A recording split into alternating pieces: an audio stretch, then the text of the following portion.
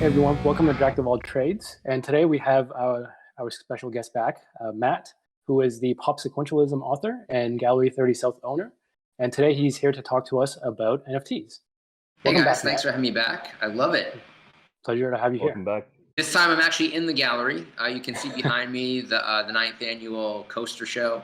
So all the artwork is on 4-inch coasters, beer coasters, or something that seems like a beer coaster. Sometimes it's a piece of wood, sometimes it's metal. But it allows a really kind of egalitarian price point for people to start collecting artwork. Some of the pieces in the show are $20. The ceiling price is $250. I don't even think anybody priced it at the ceiling price. But we have a lot of really, really decent and sometimes famous artists who participate in the show every year. So you get a little bit of a glimpse of me and my natural habitat at the time. Yeah, given the chance, I would love to visit your gallery sometime. Yeah, absolutely. Where are you located? We're both in Toronto, in Canada. I've been trying to make it up to TIFF. My other job is that I work in film distribution. I work for a company called Arrow, and they're frequently set up shop at Toronto International Film Festival, which is where a lot of the best horror films debut. And one of these days I'll make it back up there and I'll have to pay you guys a visit. Yeah, please let us know. Awesome. Absolutely. So yeah, So Matt, what I'm was curious. it? Oh, no, go ahead, David. Sorry, no, go ahead. Oh yeah, I was just going to ask Matt to tell us about the NFTs and everything. Sure. So it's funny, you know, like I guess if we go back about 6 months, it's when, you know, that enormous Beeple sale happened where, you know, his work sold for, you know, ridiculous amounts of money, like hundreds of or was it 67 or 78 million dollars or something like that. And that caused a huge amount of uptick in the amount of artists who were got into the NFT trade and started posting their artwork on different marketplaces. And in that ensuing amount of time, there's been a massive flood. You've seen several of the marketplaces have controversies. Several of the marketplaces try to expand into other you know, physical markets. And as someone who's recently launched into that space myself with the art gallery with an art agency, I thought it'd be kind of fun to talk about some of the peccadillos that we've seen and what I see in the market and how I feel about the health of the NFT market and all that moving forward. You know, before we started, Dave and I were talking about you know, that OpenSea had a little insider trading controversy of some of the employees buying the pieces. Now, as I actually understand it, I don't think it qualifies as true insider trading. I think what they were doing is they were buying pieces that weren't selling very well, and so getting them at the opening price without it really appreciating too much, sitting on them and then selling them themselves because they're aware of everything that hits the marketplace. And in a way, I don't have a problem with that if there's not an appetite for the work and someone by virtue of their position is able to kind of swoop in and buy stuff. And I don't think that NFT qualifies in the same way as stock does as a tradable commodity. I wouldn't have a problem with that. And as long as there's a resale royalty built into it, which just seems to be on OpenSea these days, then when they do resell it, the artist does get, you know, probably 10% of what the resale price is, and I'm sure they're happy with that, and that will continue to go on. But it does raise a little bit of concern about why, you know, regular people, you know, why the normies aren't necessarily excited in investing in NFT because they think it's a scam, you know. The idea of cryptocurrency to a lot of regular people is something that completely escapes them. If they're not able to, you know, say buy a milk and a loaf of bread with cryptocurrency, then they don't see it as being real currency. And of course, it just depends where you are. You know, you can buy milk and a loaf of bread with cryptocurrency in a lot of places. It's just that a lot of people have a problem remembering their own, you know, telephone voicemail passwords. So when you have to throw in, you know, 16 chain passwords and lots of text that isn't necessarily something you can remember, but randomized numbers to keep the key safe, then a lot of people are going to opt out because, as has happened, they're going to not be able to log back into their own wallets and lose the money that they've invested. But I do see that changing with the NFT market. And I do think that it's still not even the ground floor. Like I think we're before the ground floor. We're still in the foundational aspect of the NFT market. And so when I look at the highest end stuff, like people, $67 million or so, people will ask, well, did the people who buy that think that that's going to go up in price? And I think they do, but I think that more than it as an immediate quick turnaround investment, the people who bought that are heavily invested in cryptocurrency. They're crypto brokers, they're from India, but they operate out of Singapore. They're billionaires, they're crypto billionaires. So spending, $60 or $70 million on something that elevates what they do is an incredibly sound investment that cost them basically nothing.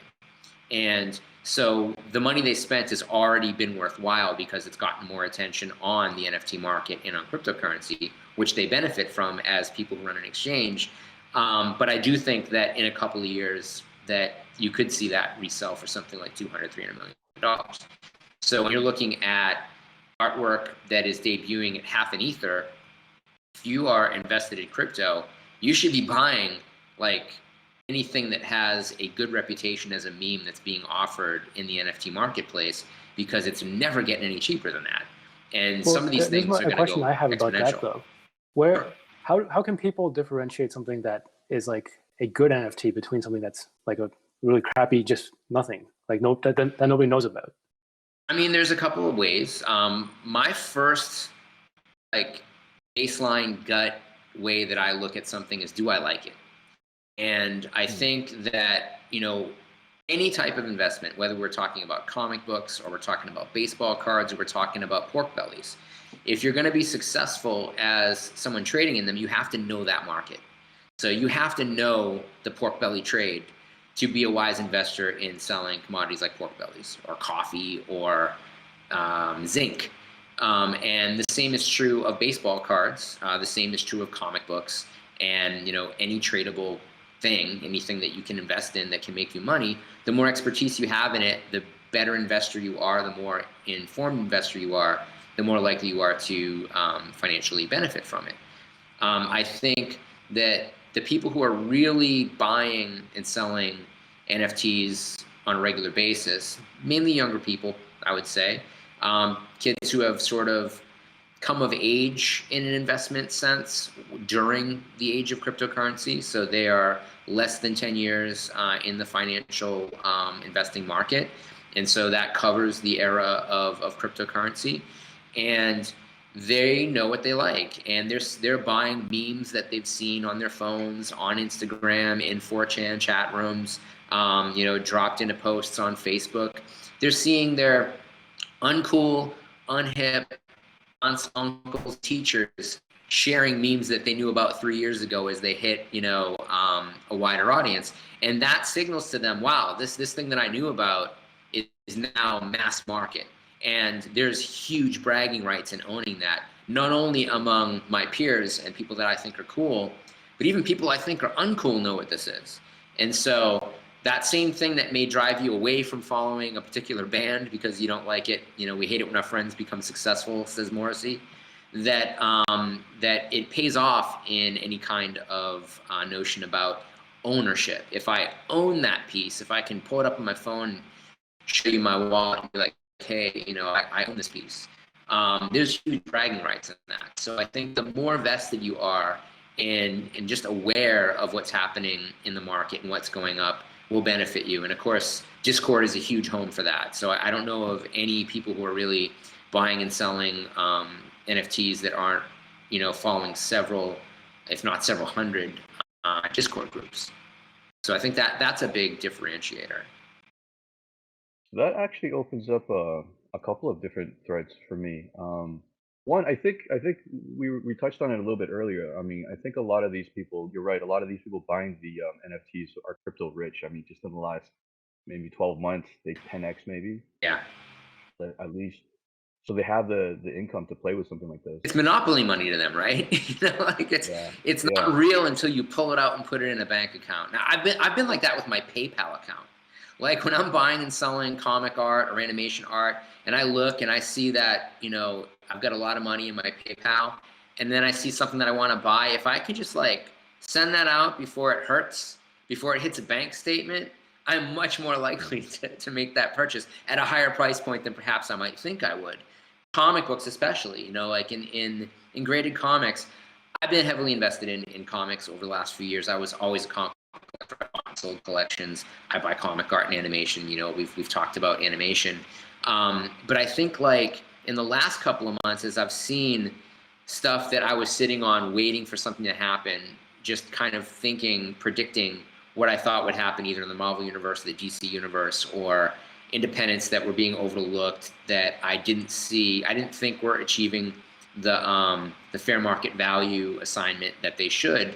As those have been peaking and going beyond what I had initially anticipated, I'm selling them, I start thinking, as I think most investors do, what do I really want?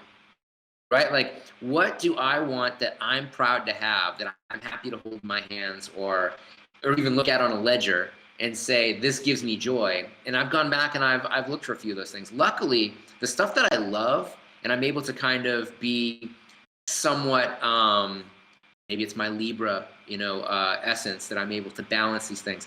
But, you know, that I think that there's a part of me that I understand the difference between what I'm investing in and what I'm collecting. And I very early on put like a real like division line right down the middle and said, I don't care if this ever makes money, this gives me joy and I want it. And these are things that I'm buying for investment. And so I picked up it was a Vampire Tales, a Marvel magazine from the 1970s. These horror magazines were like my life's blood as a kid.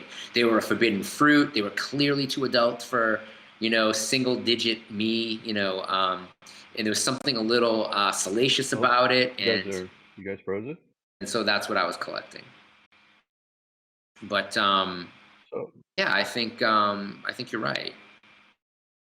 So I have a question, because I'm coming at this with almost no knowledge of but I am into crypto. So then my question would be, I'm assuming most of these NFT plays are built on Ethereum.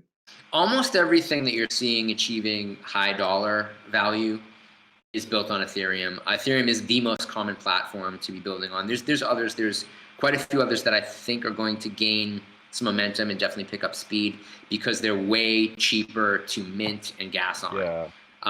You know, as we were going to launch a couple pieces last week, as I said, the prices to gas and launch were so high that we waited. You know, we figured skipping a week was much smarter than overpaying for our place on the blockchain to put these NFTs.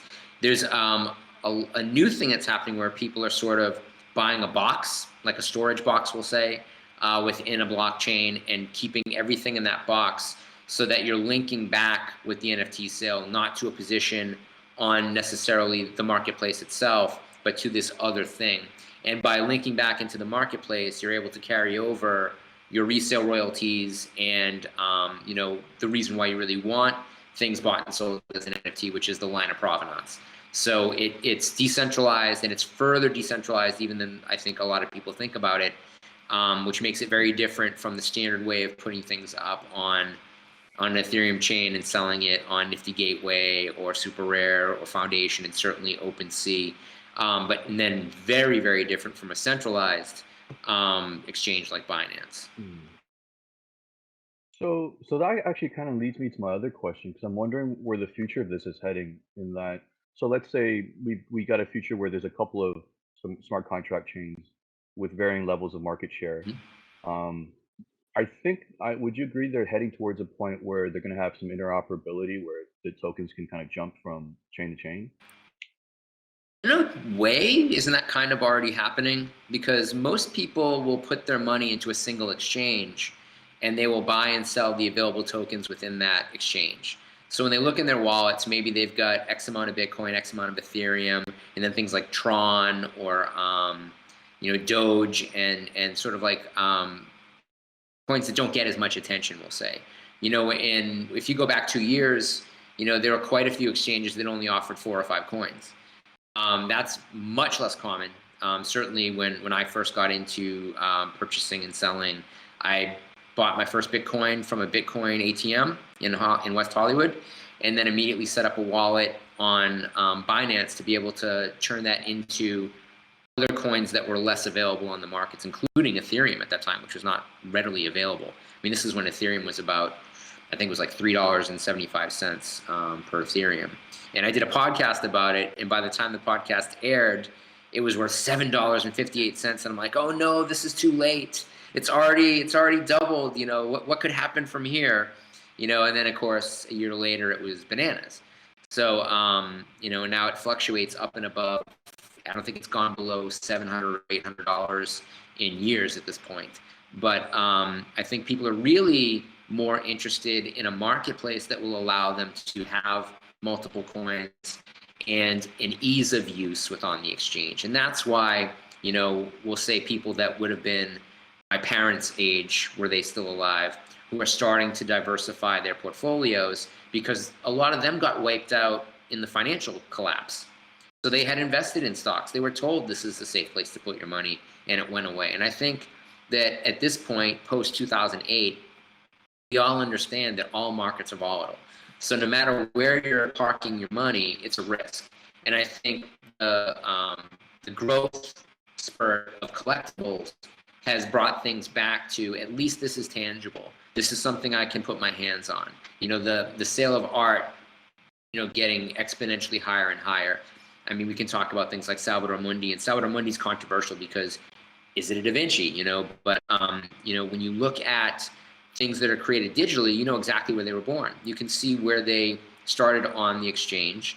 You can tie that into a press release. If it's not the artist themselves who's selling it, if it's an agency or a rep, they'll be able to post that they have this deal in place to be able to sell it. So you've got instant and trackable provenance from that point forward. That is a more transparent way, I think, of doing business.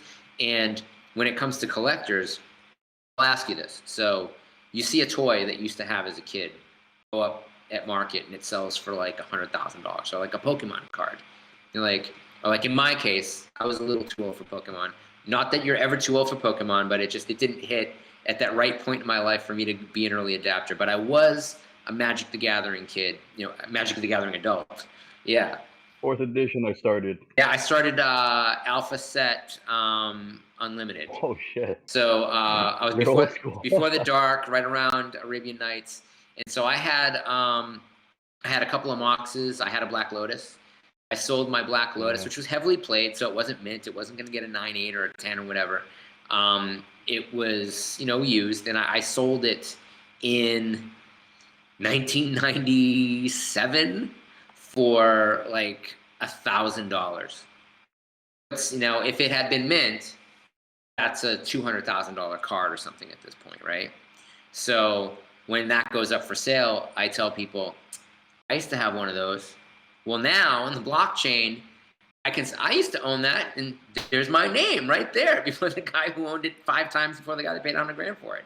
So like that sort of aspect to enriching the collecting atmosphere in really glorifying collecting by provenance is huge. Why wouldn't you want to buy NFTs if you're already a collector? Because now, if you have something and sell it, you're still indelibly connected to it forever. Now, here's a bad thing. Now, because of that, if you're buying and selling Nazi stuff, I mean, your name's on that account unless you opt out, change your online identity, and dump your wallet into something else.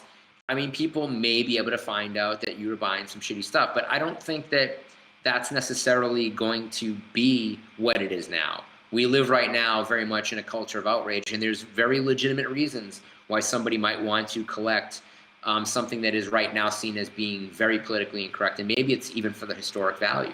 Maybe it's just for what I think a lot of people collect that stuff for, which is a knee-jerk value, which is to troll. Like, I'm going to buy this because it upsets you, and I have the funds to do it, and the joy that I get from trolling is more than what I might otherwise spend my money on. And I mean, that's as legitimate a reason to buy anything as any other reason, you know, because it boils down to joy, and in a way that actually helps make something more valuable. You know, we all would love if, you know, a world peace token were the most expensive thing in the world, but, and who knows if that exists, maybe it will be.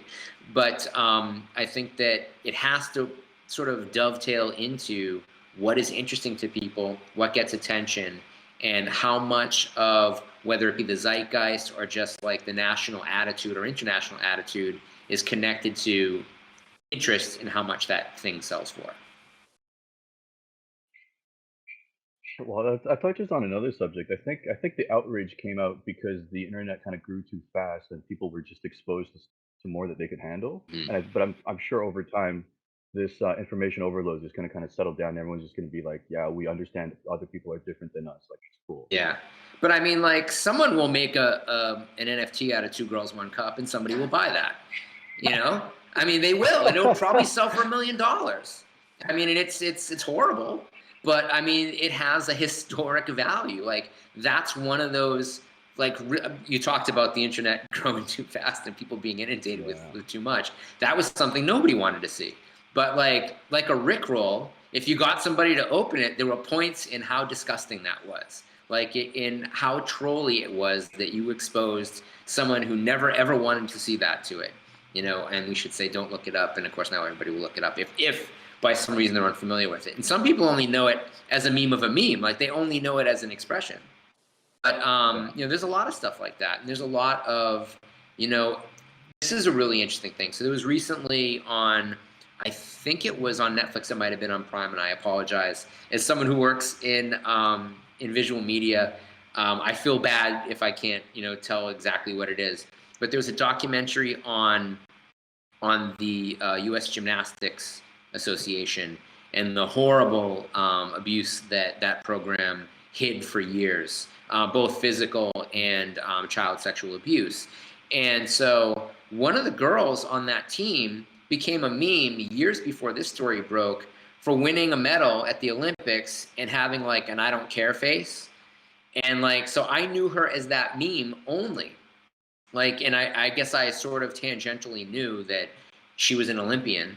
But like now, having seen this other documentary, I have a whole new context to who she is and why she may have been nonplussed by winning a medal. Maybe she was exceptionally upset at the people who got her to that podium, or she got herself to that podium, but the people who maybe claim credit for the skills of these young girls are now sort of in a way blessed by association with their natural abilities and with some training. And so now that becomes a much more important meme to me than just, you know, the kind of like derpy face that she's making in that meme. So everything is context of some kind. Some things have a little bit deeper context than others. That gives some things more value. That detracts value from other things. Knowing too much can take away the magic of a thing. So I think as we get deeper into this, older memes are going to take on a life of their own, and we now can pretty much track who created stuff. There was a thing on marketplaces like OpenSea where people were trying to put up memes of other people's work and getting caught. And of course, there's no value in owning that. Just like if you bought a forgery of a Picasso, you may have paid somebody $4 million for it, but the second you bring it to Sotheby's and they tell you that that's not a real Picasso, you can't resell it. You're the person who lost. Maybe you can go back and sue the person who sold it to you. That's the same with NFTs that are inauthenticated NFTs. So as long, you know, one of the great things about the blockchain and about the nature of this work is it protects you from that type of thing happening to a very, very great degree. So that was my originally thought of where I thought where NFTs would have gone to. I was thinking like, so I have an art background, so I was thinking like for art, for music, for creative rights, basically, right? Because right now, if you were to say you owned a song, how would you prove it other than maybe some notarized documentation, some lawyer? Like, let's say this thing's been passed down 100 years. This piece of paper is like junk by now, right? But if it exists on a blockchain, wow, like that's Well, I amazing. guess in music, if it's beyond 72 years, it's literally garbage, right? Like the only value to it is the signature on the original contract. You know, as Right. copyrights, you know, eclipse, expire, when renewals don't happen in time, things enter the public domain. Mickey Mouse, because of Steamboat Willie, Disney has managed to forego it going into the public domain again and again and again. And finally, I think Congress was like, you can't be any, Mickey Mouse is no more special than, you know, Oh Susanna. You know, so it's like, you know, at a certain point, you cannot renew, or everything can be renewed. And if everything can be renewed, you would have to somehow go back and ex post facto give the person who let their rights expire or didn't a way of reinforcing an expired copyright, and that is a massive legal headache. So it's much more likely that companies like Marvel and Disney are not going to be able to extend their copyright to character beyond a certain point. What they can do is revitalize the character and copyright that new version of the character. Certainly, Mickey Mouse today does not look anything like Steamboat Willie, and certainly didn't look anything like Steamboat Willie within 4 or 5 years of the creation of the character.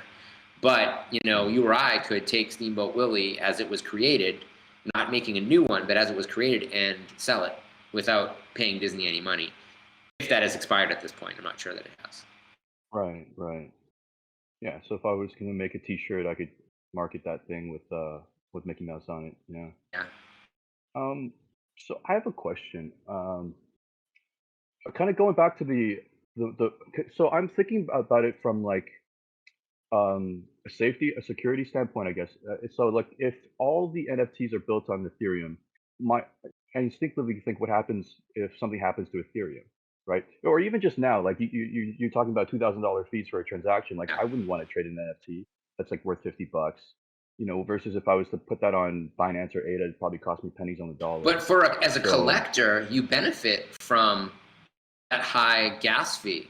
Like if I have to pay $2,000 to gas an NFT, has an open bid price of half an ether, which at this point is what, $1,700.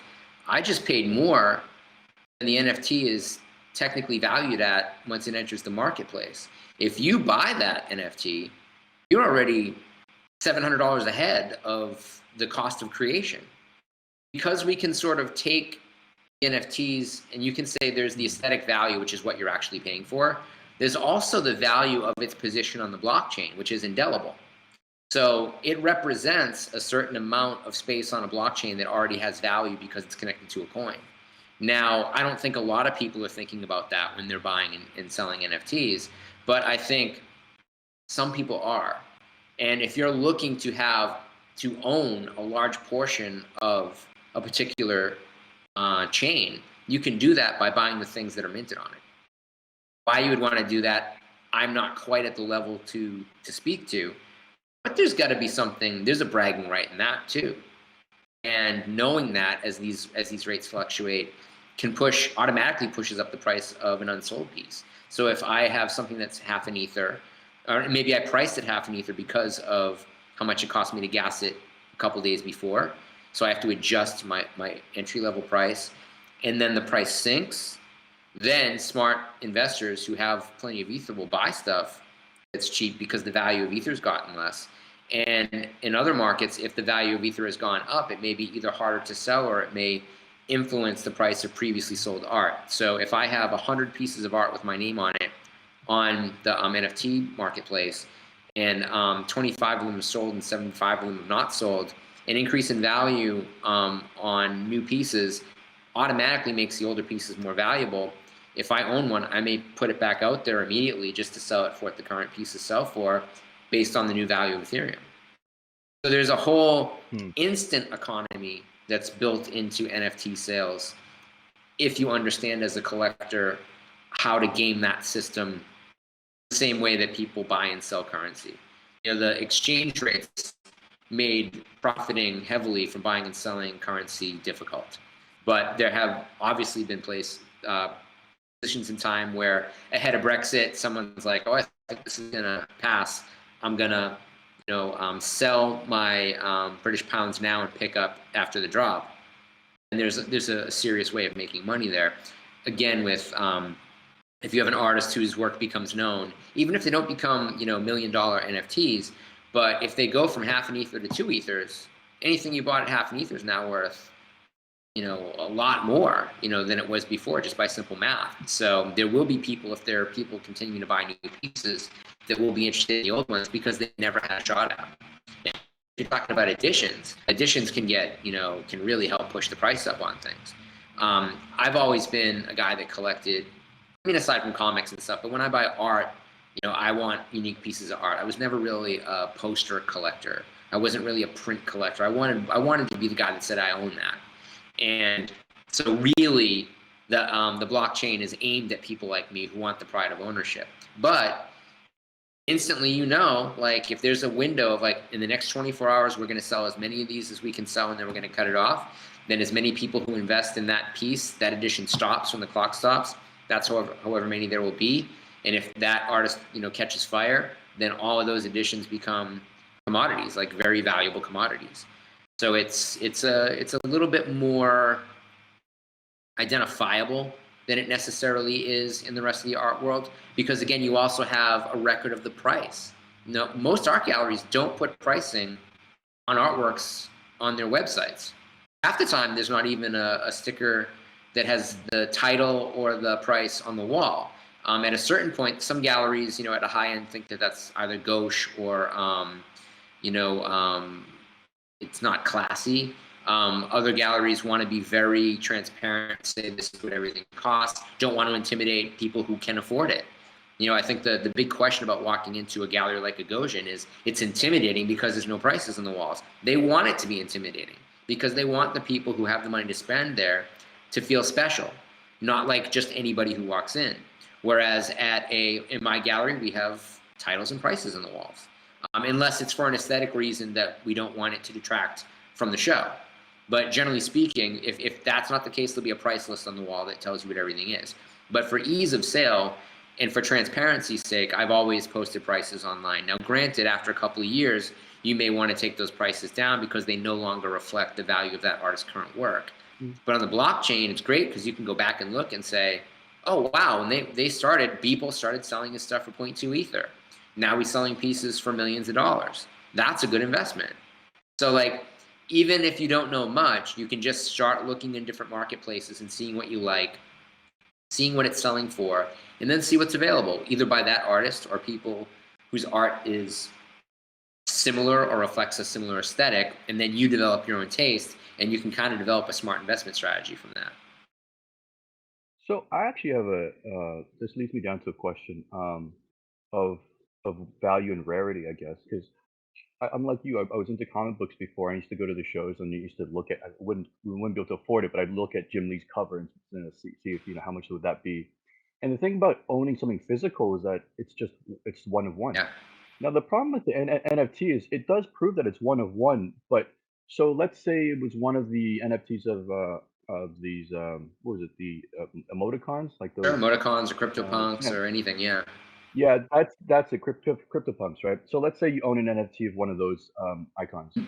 You own the NFT, which certifies it's original, but I can just Photoshop that icon and just do whatever I want with it. Whereas like if I had Jim Lee's original, nobody, I have it. So I'm just wondering, like, are NFTs in need of this rarity component? Well, okay, so I'm glad you raised this point because I think that used to be a problem. And it isn't a problem anymore because I can still find online that Jim Lee original artwork. And I can make my own t-shirt out of it. I can't sell them, but if I want to keep it as my screensaver, I can do that. That doesn't make that piece less valuable. It makes it more valuable. The fact that people who would never be able to afford to pay for it love it and treasure it and share it and know what it is gives that original object more potency. And I think that more potency enhances the scarcity of it being a unique object, but much more impacts the perceived value. And I think when you're talking about NFTs and why they've gotten to the point that we're discussing it, as opposed to, back in 2017 when I was going to do a Rare Pepe show, I mean, a real small group of people knew what NFTs were. And how to do a show was a head scratcher. Like, how do I do a show of these pieces that only exist digitally? How do I set up a wallet to be able to sell them? Like, this was all alien to me. And so in the last 4 years, where it's become common enough that my sisters are asking me what Doge is, then it's like, that's a huge thing. Like, awareness makes things valuable.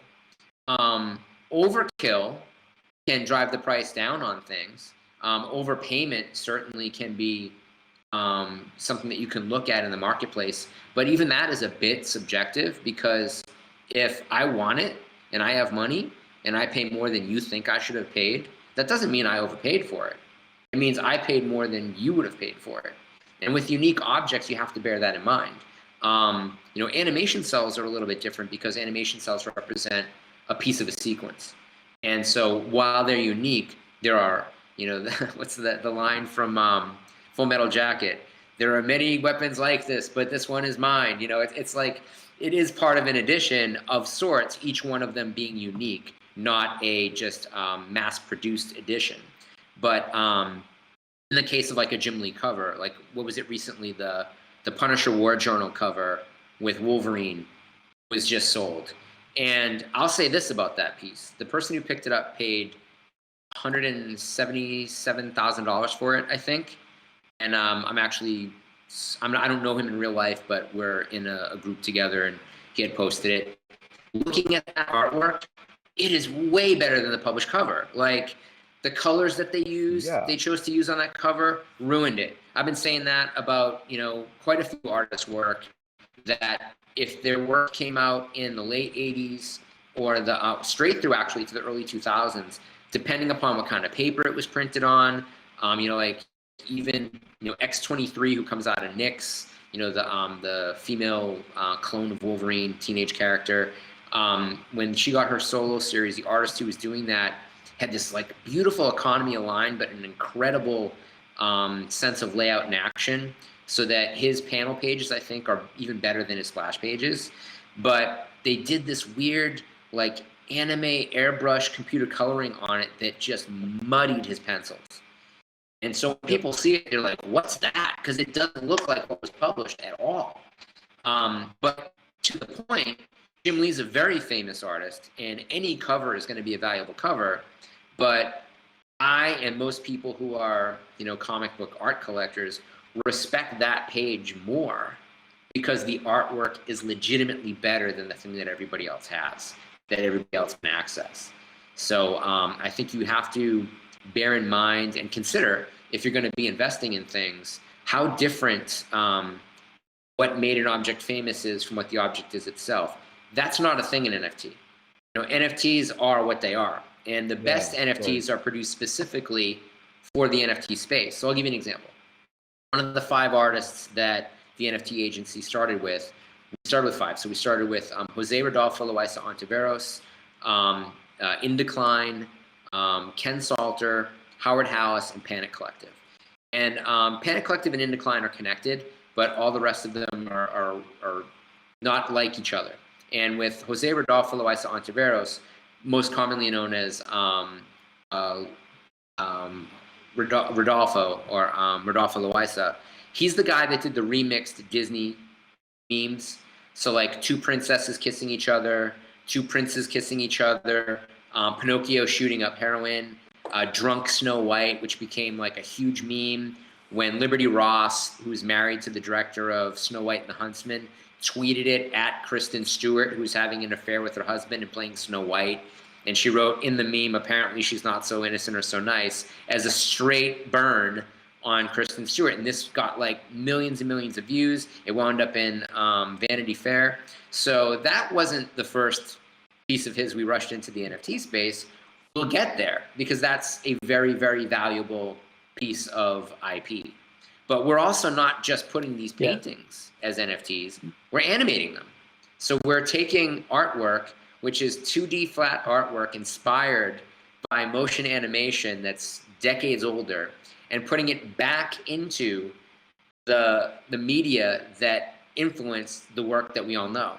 So there's a kind of cute connect happens where you've got a return to the original source material that is unlike, and some might say better, than the artwork that we know, because it has sound, it has motion, it transforms into something that you couldn't just hang on your wall. It would have to be on a video screen that can encompass all that extra action. So actually, that I had a thought about that not too long ago, because we're going into this age where we're doing more meetings online, less in person, and we're very close to the point where AR is going to be and VR is going to be very predominant. Yeah. So you can actually hang digital art conceivably in like your digital room somewhere and show people around the world. And I think that could be a huge, catalyst for the popularity of NFTs. I mean, Yeah. if you have friends who are, I have friends all over Instagram who I've never met before, but maybe I could show them my digital room, Yeah. right? Oh, totally. I mean, and that's actually, so like these, I called them boxes, but they're they might be called lockers. And it's sort of like, imagine you have to move furniture across the Atlantic. You buy one of these big steamers, and it would, you go to the port in Baltimore and it's going to go to Paris, and you fill this thing with all this stuff. What you're describing is the best way of sharing something, because you can have a virtual experience on a flat screen television. You can have it on your website. You can have it as a shared VR experience where it's like, here's my QR code. Touch this, put on your headgear, and experience my art collection. I mean, that sounds really cool until it turns into baby pictures, right? Where every person who's meeting is like, oh, look at my art collection. And everybody's like, becomes a little bit more self-absorbed again. But to your point, you could own a Louvre worth of art and feature it all on a single screen. So as we see real estate prices going crazy, especially here in California, like I'm at this point, I'm like, I can't afford property in California. Like, and what I would pay for it, I could get something 5 times the size, 10 times more impressive almost anywhere else. Why don't I do that? And so what's going to be important to me? There's going to be the local culture and interaction that I need of any place I would choose to move. But do I necessarily have as much wall space as I would have had before? If I don't have to worry about where to hang stuff, if I can just have, like that great Blade Runner apartment, he walks into this shitty building with graffiti all over the door, and he gets into his apartment and it's gorgeous. And then that wall can turn into anything. We're so close to that being affordable.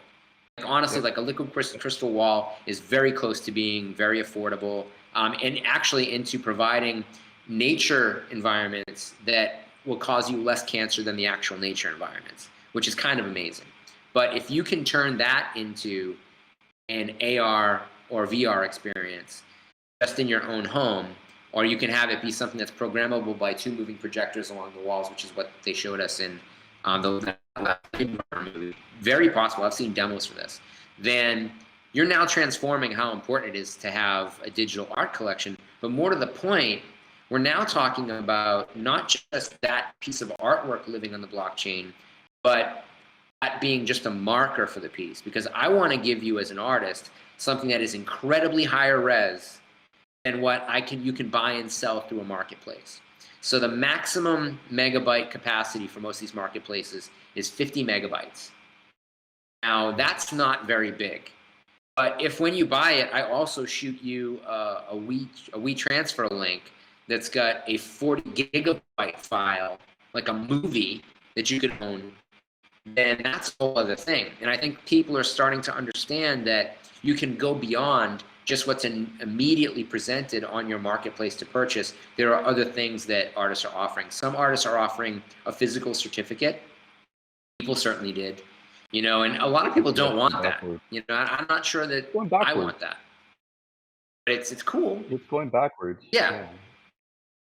But it's also like, I guess that double blind, like you have your stock certificates in your safe, and you have your stock portfolio at H&R Block, and so it's sort of a double blind, especially for people who are afraid they're going to forget their passwords, and most people, I keep all my crypto stuff on a USB drive. It's I don't keep it on my computer, and smart people do, but a lot of people don't, and so a lot of people have had their wallets raided.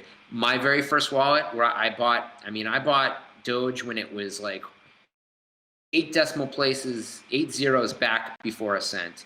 And I've stuck, like, when Bitcoin was fluctuating, I'm like, well, Doge never changes value.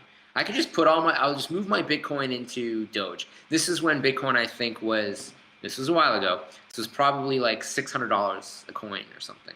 And I moved like a couple of coins into a Doge wallet that I immediately forgot the password for. So I cannot retrieve that Doge wallet, which, how much is that worth now?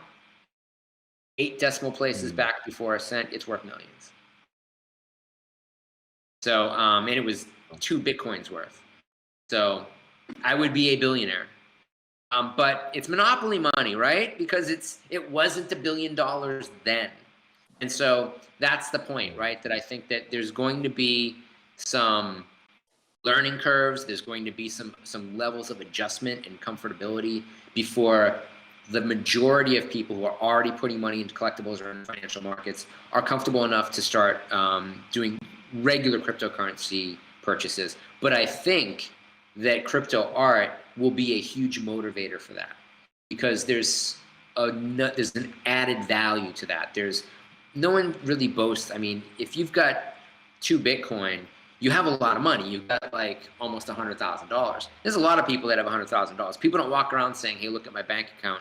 Not only is that gross and like completely, narcissistic, there's just nothing really attractive about it. But if I show you something that's worth $100,000 and you think it's cool, that's better than me showing you a bank account with $1 million in it. And so I think that's another aspect to that pride of ownership, the cool factor. Like, oh, Beyonce owns a CryptoPunk and I own a CryptoPunk. I'm like Beyonce. Like there's that that freedom and that comfort of association. It's a type of peer pressure that can also be heavily rooted in your own personal taste. And it can be, like the early internet, something that actually connects people. That if you are all collectors of a certain artist's work, you can find out who else owns stuff. And you could do a thing where, hey, do you wanna showcase my piece in your private, curated space in your house with my blessing, with a letter from me that says that you have permission to do this? Hey, let's do a timeshare situation for buying and selling NFT art, where all of us in this one group can borrow and have times where we get to showcase this work in one place or another. Can people cheat? Yes, they can.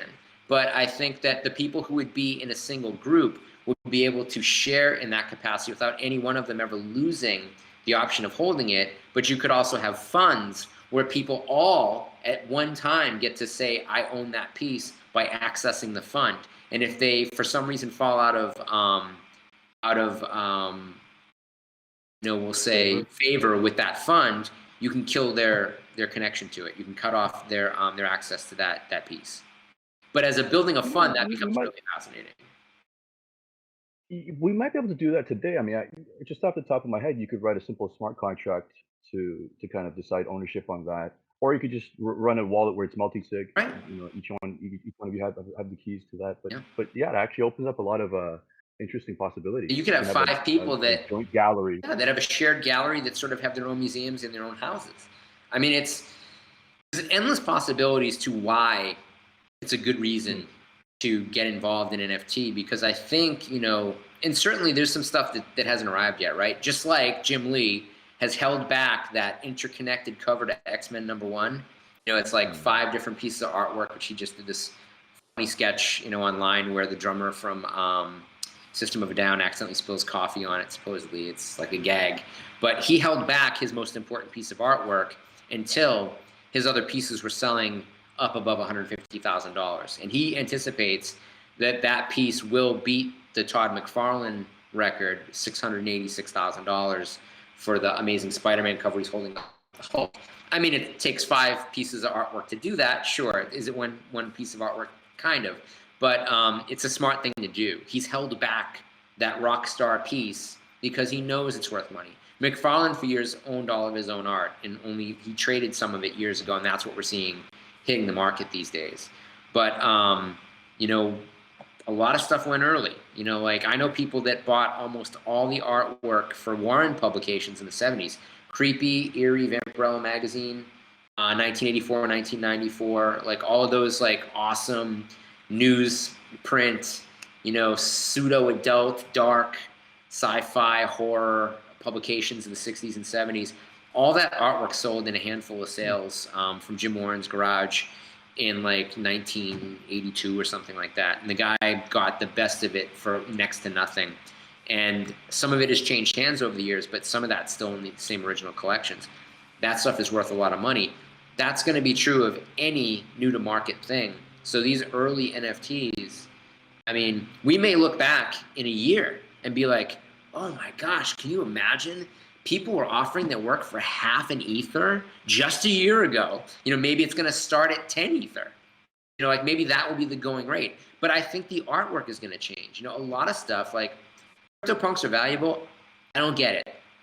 Like, I feel like Tom Hanks in Big, it's like it's a robot that turns into a building.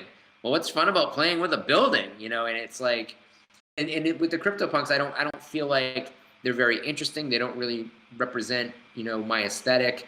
I have no personal connection to that part of 4chan or whatever inspired it, that 8-bit type artwork.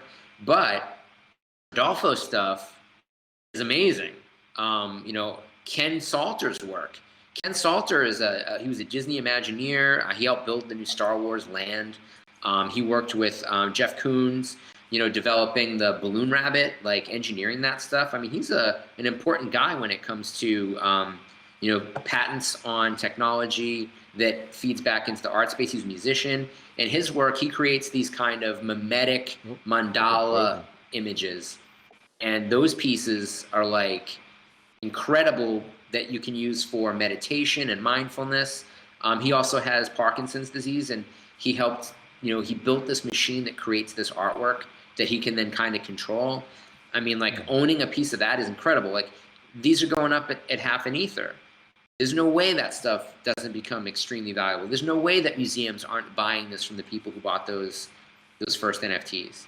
So, like, when we finally put up, the Indecline stuff, Indecline put out those naked Trump statues before the 2016 election. So naked Donald Trump with a little micro penis. There's a NFT, and it's animated of the micro penis. It's called Dick Pic. And you see like a camera take a picture, and like a Polaroid, out comes this close-up image of the little mini dick on the statue. Like, the bragging rights of owning Trump's micro penis has got to be pretty high. Like, some head of state should be wanting to pay like $10 million, to own that just to piss off Donald Trump. So there's like a whole bunch of stuff like that. What I think is missing? What I think is missing that would just throw this over the edge in terms of value? A way to display it, because half the fun of collecting is to show it off. Right. Well, people buy billboards, right? Like in Hollywood, you've seen the movie about the guy that had all the bus benches, and you've seen Angeline, like, took over all those billboards advertising herself. I don't think any of it ever led to work for either of them, but they became iconic billboards that are sort of like a type of public performance art. Well, now there's a lot of digital billboards. You could foreseeably rent a billboard and run your art collection on it with your identity on that billboard. Your museum is now a public museum that people see in traffic every day, and it's not that expensive. Billboard space is not that expensive. Think of Times Square. Like, you've got all that stuff going by on the ticker.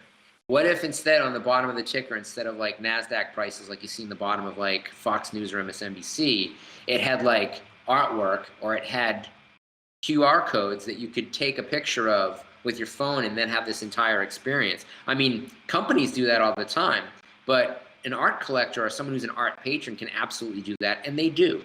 When Panic Collective did a bus bench takeover, where their personal logo is this, it's kind of like Screw the Hoop symbol, and so they put them across the street from schools and banks, and they just grabbed the vinyls from a bunch of bus benches in LA, flipped them around, and printed their logo on the back and stuck them back in the bus benches. So it didn't actually vandalize the thing that they took. It was a secondary use, and they left them there. And of course, the companies that take out those ads don't save them. They get cleaned and reused or whatever. So it's a kind of funny statement of what is graffiti. To me, advertisements are graffiti. If you're sticking an ad for like Starbucks in my face, I did not give you permission to put that ad in my face, but somebody's able to put it on a billboard, that's graffiti to me. I'd much rather even see like a retina piece, than to see, a Starbucks advertisement. But there's a lot of art that we have to choose from. I think that would be a good use for that. I think that would make people say, that's pretty cool. And you have public standards. That's a whole other thing. No, I agree, but I was actually thinking more in terms of a digital virtual space. So you could show, people, like, because if you put it in Times Square, you still kind of localize to your audience. Whereas, like, I almost feel like there's an opportunity here for some kind of business. Times Square on Half-Life. Exactly. like there's, Yeah, exactly. the metaverse, like the metaverse is already Yeah. launching galleries. So like, I think as more people get into Yeah. that, Yeah. there's going to be, I mean, every game you can hack a game. Like you always find somebody who has, whether it's Fortnite or some other like major game, someone has made like their own weapon. And you're like, where the hell did they get that? And you realize they found out how to trick out the programming on this game to give themselves something that nobody else has. People can do that. Like you could set up little stops in a game where all of a sudden you just split the reality of, I don't know, the next Suicide Squad game or the next Miles Morales Spider-Man game, and all of a sudden this building that isn't in the game, that the gamers didn't program, appears in the game, and then you walk in and it's my art collection. Like as long as I was able to share, that update, which I could, of course, and people would share it on groups like Discord, then anybody who had that game could hack their own game to put this into it. I mean, that's going to become much, much more common than it already has been, because kids today are pretty savvy about how to tackle programming and do little things that add, personal value to the games. Yeah, that's interesting. You know what? If one of the platforms would actually integrate NFTs, this could be huge. Like imagine Instagram has an NFT room for whatever your collectibles are. You go to my Instagram page and you go to my room and you can see this stuff. Like how crazy would that be? Well, there's like, I see it on Instagram. Now I have to look because I can't remember what they call it anymore. But on Instagram, you've got several options of what you can upload, right? So you've got posts, you've got story, you got reels. So some people do just put their NFTs up on reels. I know that Decline have done that. Yeah. And that's helped build up their fan base. I mean, they're huge. They've done so many incredibly important political kind of pranks, that really speaks to the people who are really spending a lot of money on NFTs, because we really are talking about early adapters of 2chan and 4chan and, a lot of internet, savvy groups.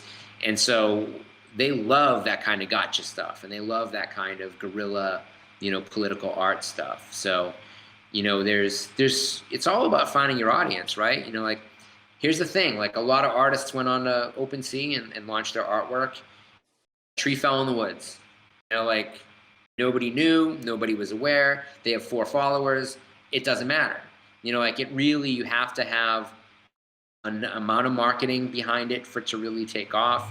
I'm in a company that we've just launched, and we have spent a lot of money on marketing and in advertising, and it's still not where I would like it to be. It's not where I expected it to be even. And I've got better art ostensibly than most of what's out there. So it is really about drawing attention to that cool thing. I mean, you'll see it at Burning Man, I'm sure, when that gets back off the ground. You'll see it at Wasteland Weekend.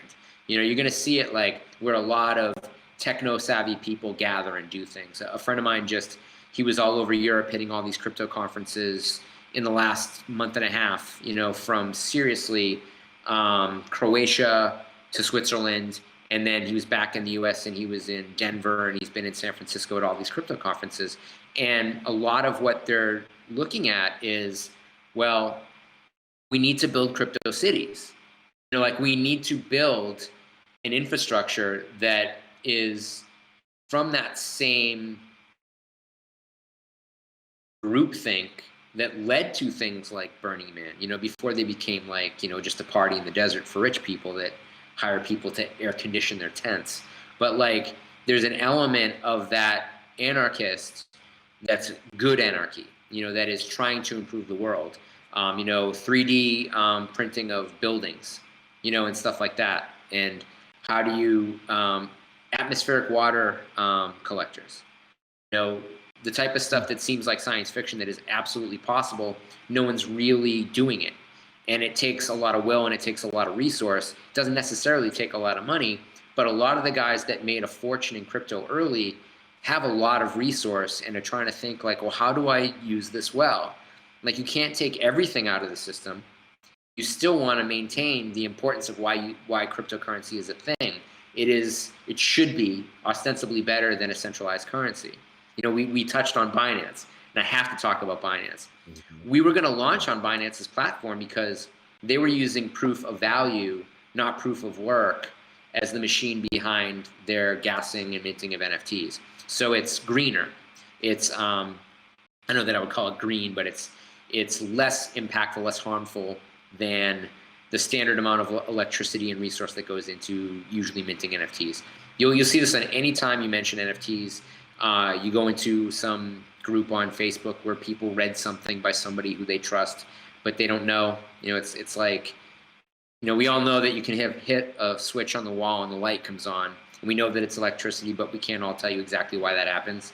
There's a lot of people that talk about the light switch, and they don't really understand the mechanics of it. And so there's a big thing of like, oh, NFTs are bad for the environment. And it's like, well, is it worse for the environment than a gas guzzling car? Is it worse for the environment than eating meat? Is it worse for the environment than things that most of us do every single day?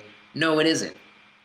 Is it good for the environment? No. Can it be? Yes. If you change the platform by which you equate value, you can. But value is different than the proof of work. So, it's mathematical algorithms which power a lot of these things. And so that's proof of work. So no one would be ever gassing or minting on Bitcoin because they're too expensive. And now Ether is getting so expensive, Ethereum, that people are starting to look at other platforms. What would be less impactful, less harmful if we can use this other chain and then just only put on the Ethereum block proof, so that you're not occupying 50 megabytes, you're occupying like nothing. You're occupying like, literally basically nothing. As opposed to what the worst estimates are, which is that the minting of a piece of art on a blockchain is equivalent to 1 hour of international flight, one person. That's the worst. That's not everything. How did they reach that? It's a study there are 3 studies that were done independently. I think one of them is MIT, but they don't have enough of a control group to really prove that that's the case. So it's seen as an outlier, but it gets reported all the time. So people see, as they do with pop science, they'll see something and it becomes their reality. But that does represent an absolute worst possible scenario. But now think of this: 1 million people every day take international flights. So that brings that number way, way down of like what we think about when we think of 1 hour of international flight. So in a 24-hour period, 1 million people are taking those flights. And that's just passengers. That's not crew. I just feel like they have to have made some assumptions and made some false equivalencies. Totally. It's how do you? It's non-scientific science, digital, right? Yeah. But I mean, right. I think, and I think that's like that's the worst possible case scenario. And I think that it's way less than that. But we can still make it better. And I think, why we kind of went with Binance to do that. And then as we started getting into it, it's like, it's Binance, it's China, and they're centralized. They're centralized, which we didn't realize when we were going into this. And then the other thing, which is even worse, is that they're censorship. We got feedback on one of the NFTs that I think they called it tacky or something like that. And I'm like, your centralized platform is calling this artwork tacky? It's like, burn them, we're off the platform. And then we went over to Foundation. And we had also gotten so much communication from the fans of these artists' artwork who like, well, if it's on Binance, I can't buy it because their platform, you couldn't be based in the United States to use. So you have to set up a proxy or a VPN to even buy and trade through it. This is new. This didn't used to be the thing. And you can still have a Binance account in the US, but you can't buy on Binance Marketplace in the US. And that probably has to do with politics over the last couple of years and certain United States politicians being really agitative towards China. But, their idea, the elements to a good idea there. Like we could easily move over to a proof of value instead of a proof of work concept. We could move over to an echo coin where you produce a coin every time you plant a tree, and, you'd have people that crypto billionaires that are, more socially conscious would put tons of money into that just to plant more trees. You could also set one up on salinization of water, salinization of ocean water, where you set up a cryptocurrency that's based upon the cleaning of the ocean. I mean, any one of these things is possible. Maybe they don't become as valuable as a single Bitcoin or a single Ethereum, but it will maintain a value, and it will maintain a value that can be bought and traded and sold as a commodity that we can choose not to use a perhaps more electronically or petroleum dependent robust system. But understand that when you're looking at art, what is most art sold in museums made of? Oil paint, acrylic, wood, paper. What was used to produce it? Animal hair, whale blubber, again, wood, ivory. So if someone's going to make an argument that making digital artwork specifically for a digital space is worse for the future of our environment than a Vermeer, then I just don't really think that they're thinking seriously or scientifically about that opinion. And I honestly, I live in California. I bet in 20 years oil paintings will be illegal in California. They'll pass some kind of ecological law that it's too taxing in the environment. You can't buy and sell oil paint. And at that point, it's kind of like, who cares? Like you can make an oil painting digitally. The best painters of digital artwork are great painters in real life. So they're just taking new tools and they're able to paint faster because they can backtrack a mistake. I will say that you lose a certain element of discovery when you're able to replace a mistake very easily, and that's going to change the type of art that we see. Which won't make old paintings bad. It will give them more value as something that is obsolete, which is why people collect 8-track cassettes. Why I still buy vinyl. I've got vinyl. I like the 12-inch by 12-inch artwork. The album remasters of previous records do sound better, subjectively and objectively better. But CD sounds hell. I don't care. There are people that love their vinyl. Something recorded and mastered digitally is going to sound better on a CD or these newer formats in a UHD disc than on vinyl. Absolutely, 100% of the time. I don't know who started that as the reason. For me, vinyl, so I shoot film as well. Mm-hmm. I've got a bunch of mechanical cameras, and it's like digital is obviously easier and cheaper, but it's the experience of shooting the film, and I feel like it's the same thing for vinyl. It's the experience. It's the whole thing. The filmmakers who shot on film and like film have a nostalgia. So really, they're married to the nostalgia of the format, and they're lazy because old white men are generally lazy. I am an old white man, and I know my shortcomings. I'm not able to learn as quickly as I could when I was a younger man. And because of that, they don't want things to change because they've invested so much of their lifetime in this. But there are innovative filmmakers. Alejandro Jodorowsky is almost 100 years old, and he's shooting digitally. And the movies he's shooting are as beautiful as the films that he shot in 1971. You can argue aesthetic, you can argue things. There are ways to accomplish what you want to accomplish using new tools. There isn't something you can do with a film camera that you cannot do with some kind of digital effect or digital lens. You just have to learn it and know it. And they're afraid that they don't know it, and they don't want to have to rely on somebody who does know it, who's going to look at them and think less of them now because they know more than this person who's supposedly the best. And I think that there's a lot of ego involved in learning something new.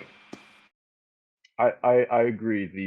So I'm a photographer, videographer by trade, and I obviously learned on digital, and that's the only way I can do this job is because if it was back in the film days, I would have gone broke trying to learn the art of it. But not to mention, you need a dark room. You have to have resource, in order to do it. So those chemicals are incredibly terrible for the environment, and they're dangerous. And what they do to your body as you're in those rooms. But if you want to do that, you should be able to do that. It's just that when does it come down to the point that there'll be people who only want to work in film, and the cost of doing it is not just their cost. That those chemicals are not so common anymore that creating them puts a burden on society and on the environment. I mean, we're getting there. We're getting there with all of these things.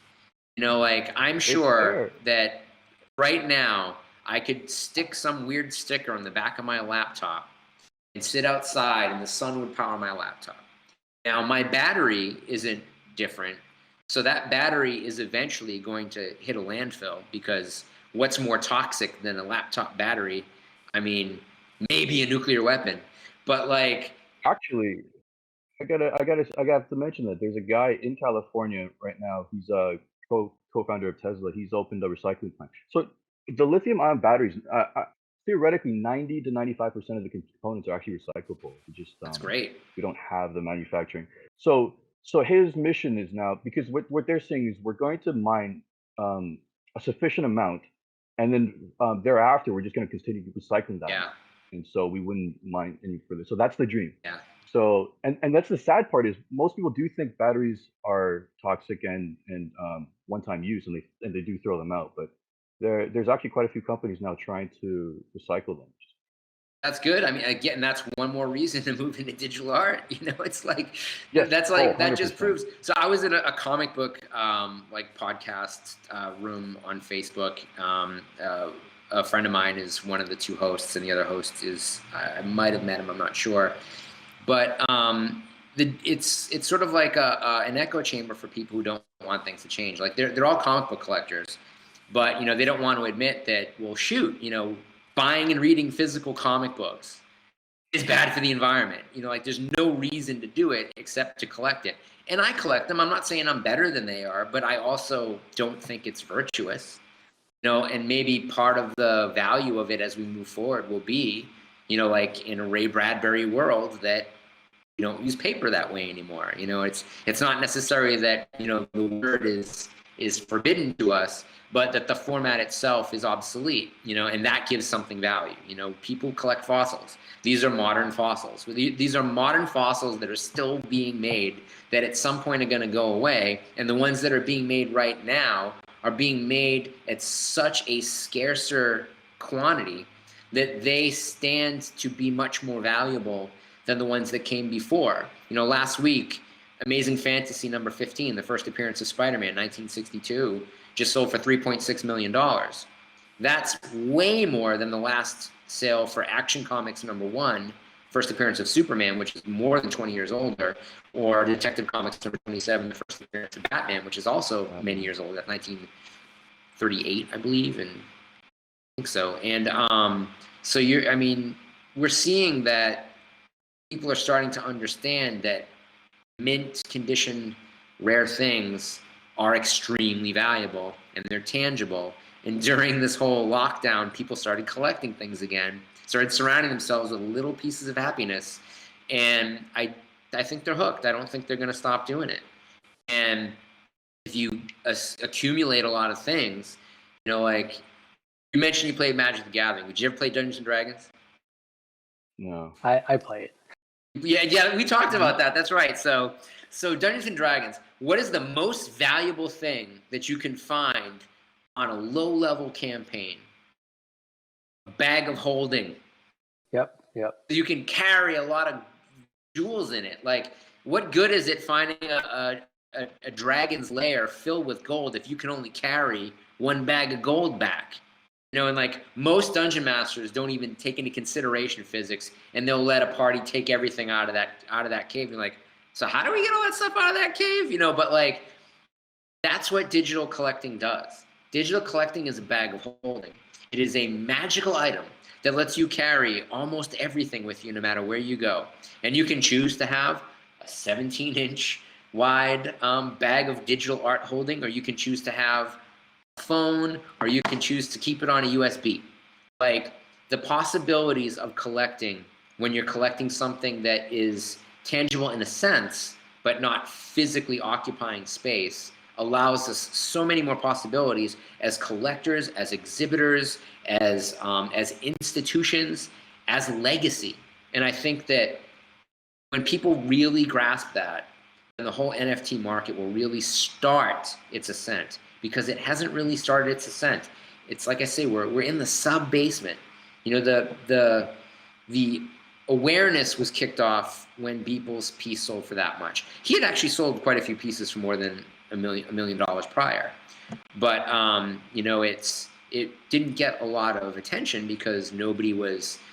A couple $1 million in the art world isn't much money. There's a lot of stuff that's a couple $1 million. But $60-70 million still is an attention-grabbing thing.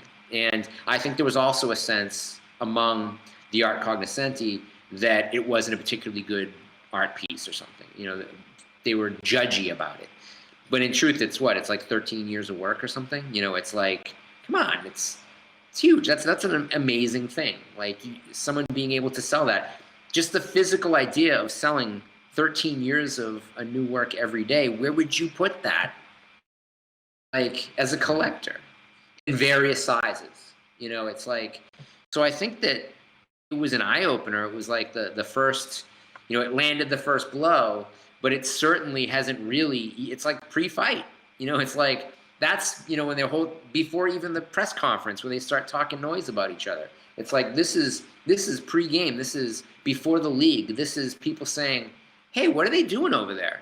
Like looking across the parking lot, trying to figure out what's going on. And when people finally get up and like form a little circle around these two guys in the parking lot, and they do start talking about Fight Club, it's going to go bananas.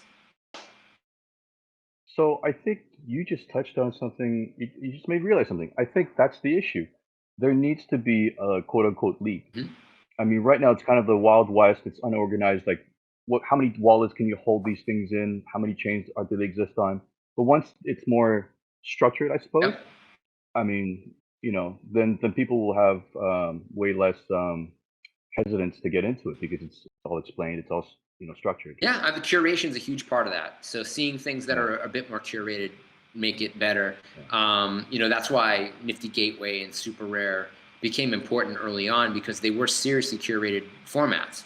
But it also, I don't know that the people that are behind that have better or worse taste than anybody else. But I do think that it is a little limiting because of their capability of where they're at right now. That will expand. And then you'll be able to say like, oh, I want this type or I want that type, and that will still be curated for you. But like you say, it's notification, right?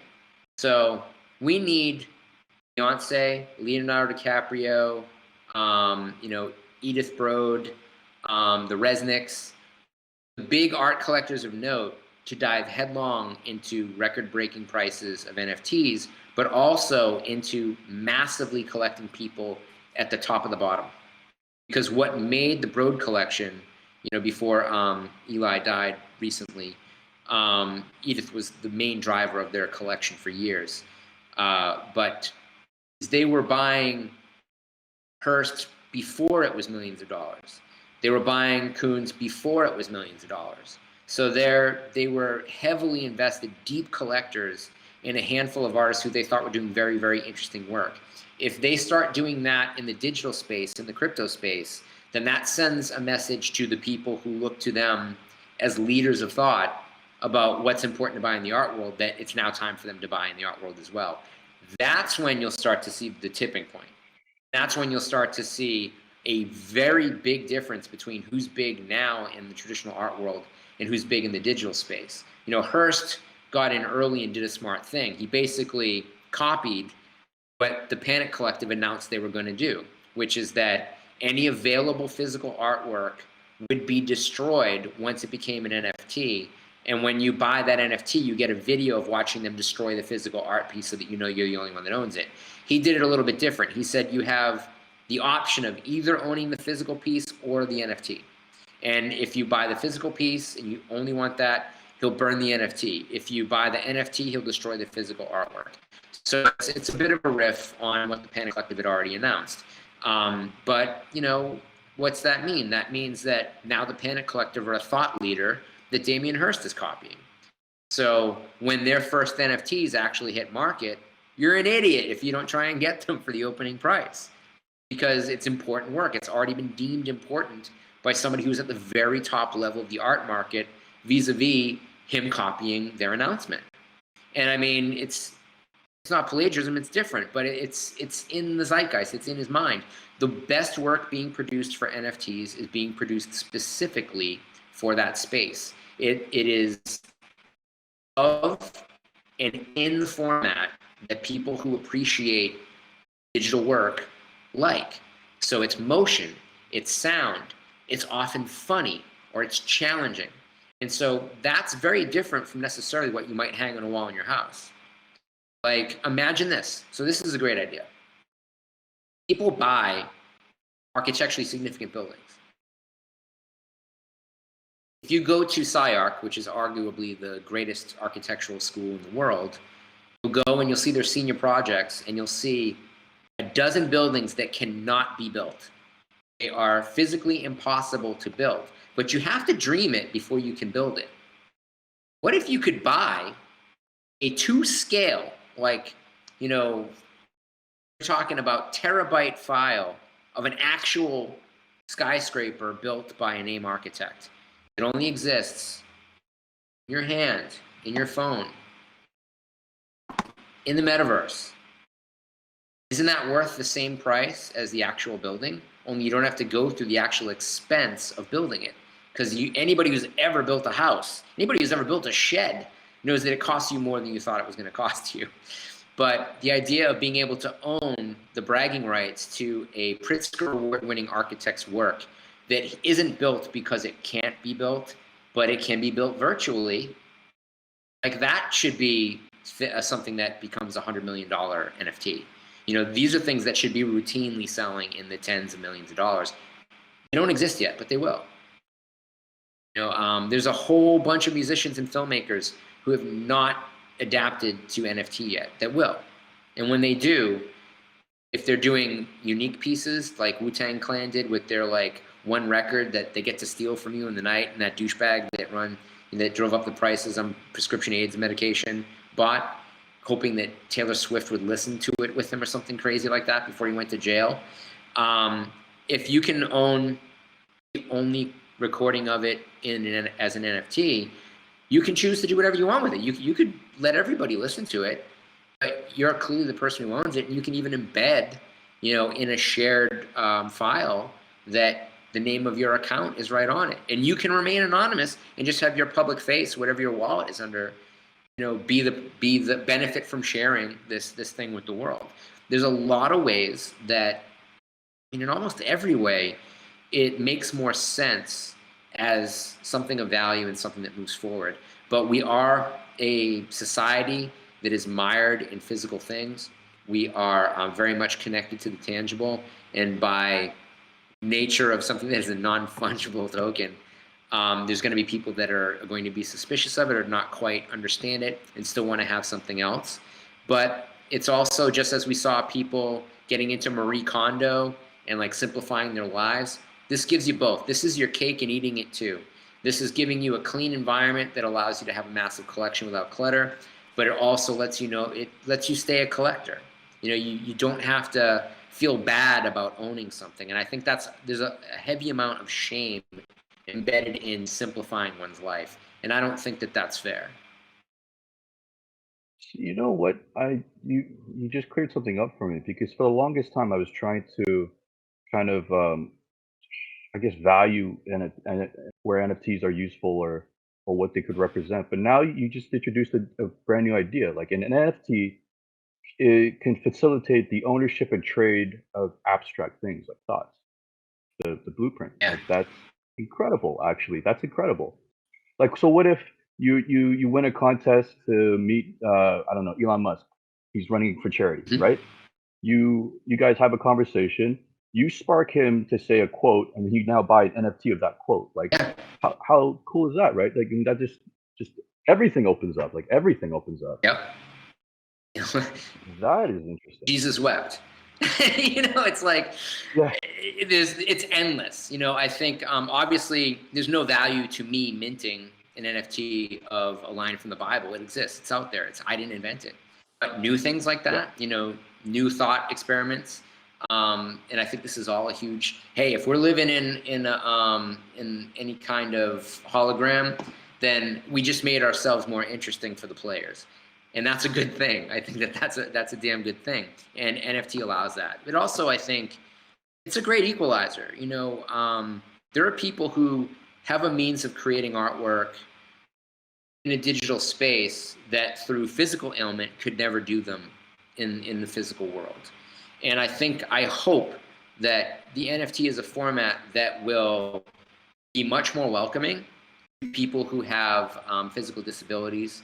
I hope that it becomes a way of, as it has with Ken Salter already, providing mindfulness for people with physical disabilities, you know, and with in severe health problems. And that this gives us a way of embedding something other than just the aesthetic. That I think the best of contemporary art is art that addresses either science or belief into an aesthetic setting. And maybe it always has. I think maybe the best paintings have always been that. Da Vinci painted religious figures and embedded them with a type of mathematics. It's always been in the work. Now we get to reverse it and say, well, let's make mathematics this important aspect of it. Let's make the science the important aspect of it, and let's embed somewhere else in there something mystical and something aesthetic. And we get to turn that whole idea of art history on its head through a new format. I mean, I don't know that there was anything stopping, contemporary physical artwork from doing that, but no one went there with it. Like, the enemy was the thought experiment itself. The limit was the idea of a limit. When you open up and tell somebody that something is possible, they now can start working towards it. I would say this as a kid. I grew up in, north of Boston, Lynn-Salem area. And I never knew anybody who made movies. I knew a few people that were in bands. I met some people, even as a kid, who were very, very famous musicians. But I didn't know of a recording studio. I certainly didn't look in the back of a record and see, Electro Records, Lynn, Massachusetts, or Warner Brothers, Salem, Massachusetts. They're all in Los Angeles. They're in New York. So I had to leave where I came from to find out about this thing that interested me. And those two things have been a huge part of my career as an adult, in dealing in intellectual property, whether it be music or film. I couldn't do it where I was because it wasn't possible. It wasn't an example for me to follow. That's gone now. We're on a Zoom here. We're having a real-time conversation that other people are going to watch and maybe learn from or maybe hate on. Who cares? The fact is that this is normal. This isn't special. This is something that is happening. It is a example of a possibility that didn't exist a very short time ago. And now with that possibility, it's like, well, what else can we do with Zoom? And so people are doing very, very interesting things. The idea of making collaborative movies via Zoom with separate scripts and people each doing their own part hasn't quite happened yet, but it's close. We may see that in a streamable format soon. So once the reality is there, once the thought experiment becomes reality, then you can really, really transcend. And I don't know any other better way to do that than to have a format that supports that, but also gives credit. And that's the thing, is that an NFT gives credit where credit is due. And if someone does something shady, it proves that they did something shady because it's there. So until that NFT is burned, then it's out there. Now, there are a lot of bad things that can come of that, and I don't think you need to be too imaginative. I don't want to give anybody ideas. But there are bad things that can happen in that same way that can be blackmailable or can be, shady. But again, that's going to provide a chain of title back to the shady person who's trying to do it. So in a way, that also provides a protection against it. So, I mean, as I look at what I'm seeing now, and like I said, that we're beneath the sub-basement of the launch of what this can be, and as someone who's getting involved in it, there's going to be pratfalls. There's going to be mistakes. There's going to be false launches. There's going to be launches followed by periods of inactivity. And then finally, I think it's like anything. You keep going and you keep doing it until it clicks. And just be mindful of the cost. It's expensive to mint. It's expensive to gas. And be aware that those prices change. Apparently Friday night is not a good time to do that. Wednesday afternoon, not particularly great either, but maybe Tuesdays, maybe Mondays. You got to kind of find where your flow is. I encourage all of the marketplaces to allow more than just Ethereum. Allow less value tradable cryptocurrencies to provide blockchains to mint and gas the works on, because it's just better for the environment, but it's better for art, because some of the best artists came from nothing. And I think, as a fan of outsider and vernacular work, these are people that worked with what they had available. Sometimes it was house paint and scraps of wood from a storm that blew into their yard. And I think if we allow the NFT space to be just a place of privilege where only people who have access to certain materials are able to take advantage of it, then we're gonna quickly hit a point where the artwork is boring again. And so the way that we get beyond that and beyond this, the worry of places of privilege, is by democratizing everything and letting it, allowing a possibility for very, very inexpensive currencies to be utilized in order to make a mark on the chain. And I mean, that may call for a centralized ledger, which itself can be decentralized, in order to keep track of things. But it's important to me as well that the buying and selling and trading of things are still able to preserve that initial resale royalty for the artist that creates it. And so there'll have to be a way to bring that along with using different types of currency to power it. I think the price, the gas will drop as soon as there's competition. Yeah. When you're a monopoly and the only functioning smart chain blockchain, well, which choice is there? But yeah. I'm a big fan of Cardano, and I think if nothing else, they'll bring down the price. They're quite cheap to trade on right now. I think somebody just the other day, they did the hard fork that initialized smart contracts, and somebody right away minted a couple NFTs. So I thought that was pretty interesting. So and not just Cardano, let it be everybody. 100 currencies. Like less less known currencies. Like these really, really 10 decimal place back currencies are fine to be able to mint on. The stability and what's behind it becomes an issue, of course, but I think again, once you can mint there, and then once you put it in the ledger, it's there, you're safe. And it's really all about the proof of ownership. And as long as you've got proof of ownership, you've got proof of trade, and you've got trackable transaction. And you saw this, what El Salvador selected Bitcoin as their currency. I would have thought that would have pushed the value up on Bitcoin, and it drove it down. So people are deciding that El Salvador isn't a country that people who own Bitcoin want to do business with. That's a political statement, when the value drops because of it. So it's interesting to see that's a proof of financial accountability that we haven't really seen before in the crypto space. I like that. I think that's a good thing. I actually thought it was more a case of buy the rumor, sell the news.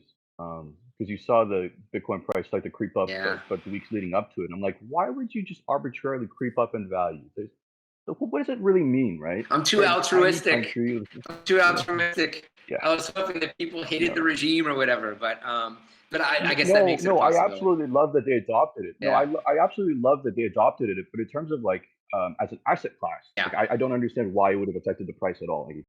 The math isn't there. It was just I wonder. So it's hard to do pump and dump with a really established currency, but it does happen. There's still market manipulation. There's enough people that have enough flesh in the game that they can still manipulate markets, but that's getting less common. The great thing about more people getting in on it is it gives less control to one person or one group of people. You remember the BART days?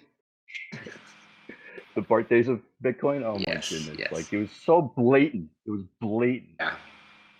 I was manipulation now. I was surprised it took so long for it to happen with Doge, because Doge was worth so little. And clearly Musk did it to do a quick investment and drop.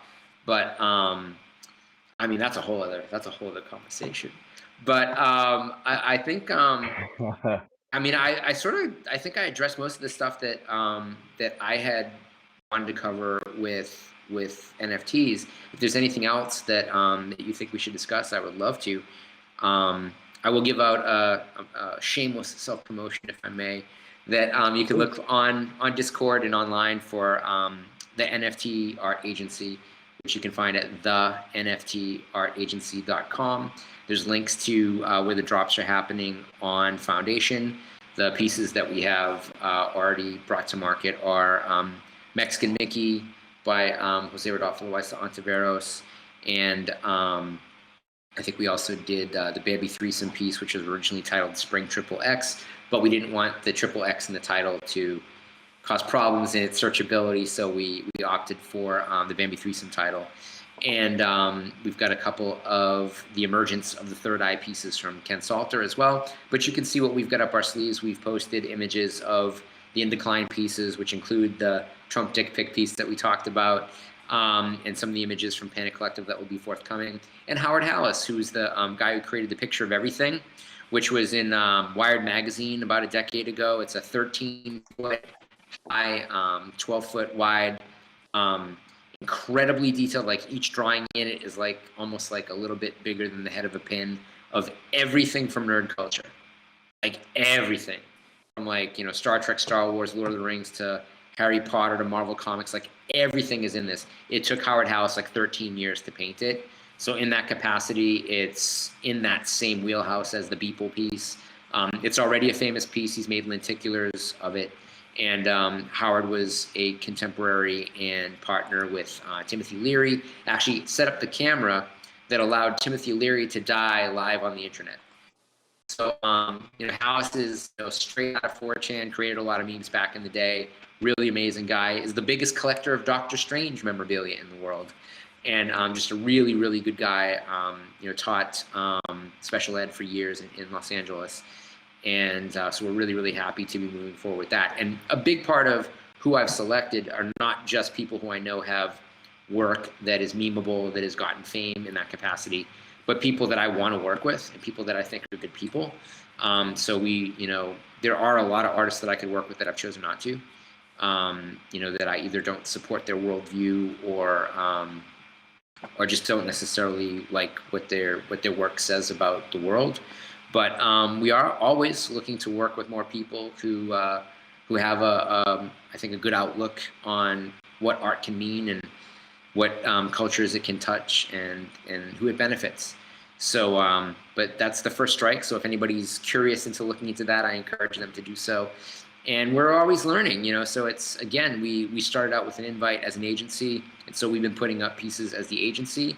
That will immediately transition into us setting up specific wallets for each artist individually and just maintaining the uploads for them so they can kind of just sit back and do what they do.